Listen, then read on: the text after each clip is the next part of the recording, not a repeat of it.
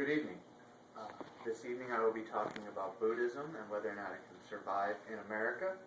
My wife is videotaping me. Can you please say hi? Hi. Okay. So as I'll start off the introduction with Buddhism and what it is. Then I will follow up with history of Buddhism, Buddhism in America, and a few of its issues. Buddhism is a monotheistic religion. Siddhartha Gautama, also known as Buddha, is the main deity in the religion. The Enlightened One, as he is referred to, was a Hindu prince who believed that there was too much suffering in the world and set out to combat it. He found his release in meditation. The philosophy of religion and Buddhism is grounded on his teachings of this way to enlightenment. Buddhism is like Hinduism in that there is karma and rebirth. Karma basically is the cause and effect concept of life. If you do good things, you will be rewarded. If you do bad things, you will be punished. Buddhists believe there is an intrinsic moral order to the universe, also an inner being and an inner permanence. Also are all central attributes to the moral order. Inner being means that nothing exists in and of itself. And inner permanence means that the universe is always changing. Buddhists have to understand this. The Four Noble Truths are key points to the Buddhist philosophy. The first noble truth is dissatisfactory nature of existence. Second is the cause of this existence. Third is the cessation or end of the existence. And finally, number 4, the path that leads to this end, or the cessation. Buddhists believe that this is a major part of the philosophy. Also, there are 3 major jewels or refuges that are kind of like their Bill of Rights. First, the Buddhist takes refuge in the Buddha. Second, the Buddhist takes refuge in the law of the Buddha. And finally, the Buddhists take refuge in the Sangha, or the community of the Buddha. Finally, one of their other major concepts is the 5 precepts, which are similar to the Christians' 10 commandments. First, do not kill. Second, do not steal. Third, do not act in wrongful sexual behavior. 4, do not lie. And 5th, avoid the use of intoxicants. These are just a few of the Buddhist beliefs. However, with these principles in mind, Buddhism in America can survive.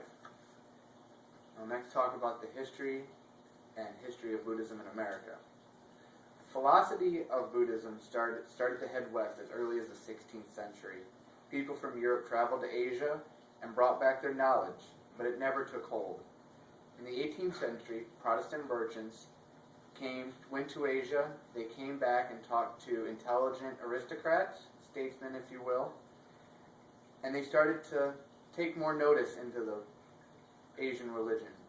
But it wasn't until the mid-1900s that the religion started to come to America. Communities and organizations started to take form not only in urban areas but rural as well. Over the next few decades, universities took note in the religion, thus allowing expansion for Buddhism. Buddhism began to expand over the next few years.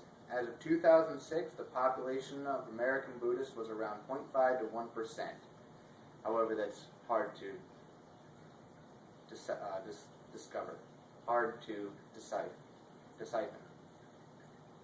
Like Christianity, Buddhism has numerous denominations.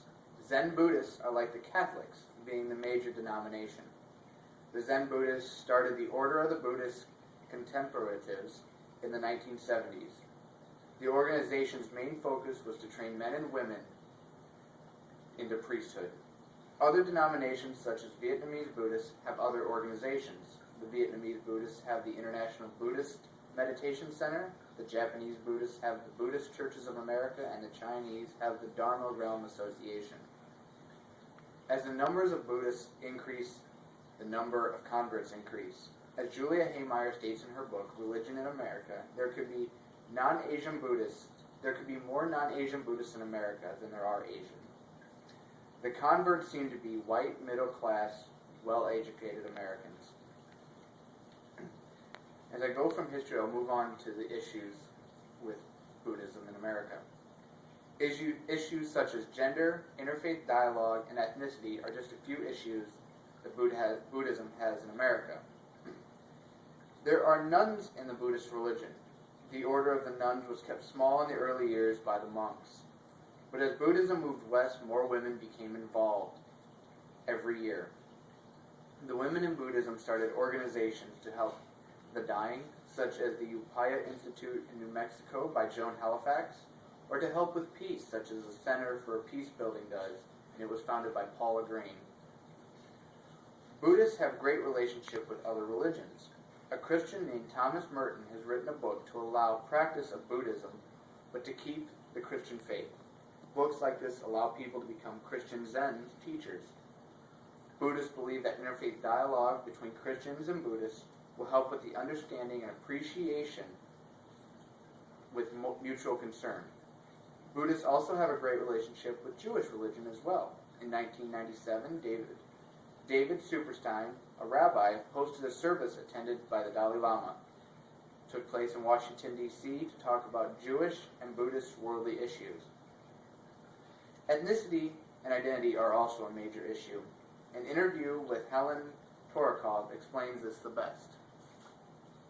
The interviewer asks, "Is America reshaping Buddhism according to its own secular and materialistic agenda? Are practitioners in America Buddhists in the Buddhist community trying to add enlightenment to their lives as they are without changing anything?" Helen responds, "Yes, I think they are. Of course, that is a danger to any Dharma tradition is going to have here. We want the Dharma to accommodate itself to us. We want to accommodate ourselves to the Dharma. That's the American way. There are lifestyles that evolved in Buddhist countries that required you to accommodate yourself to it, whatever it was. There was a value in just having to say, I have to take off this set of clothes and to wear that set of clothes. I have to get up at 4:45 a.m., whether I want to or I don't want to. But in this country, America, our daily life is made up of endless decisions that are totally inconsequential. Do we want to buy a Chevrolet or Ford? All day long we're being asked, what do I want? Sure, you can unhook your own ego and your own personal little selfish self in the midst of everyday life, but you have the spiritual genius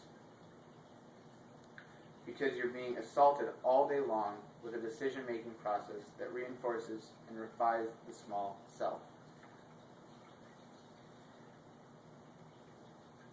This issue, ethnicity and individualism, identity, will be the hardest to overcome. Even though Buddhists believe that the universe is always changing, it will be hard to keep with the America's melting pot of ethnicities and races.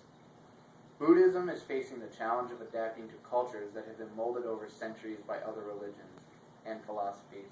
But as long as we stay true to its beliefs, Buddhism can survive in America.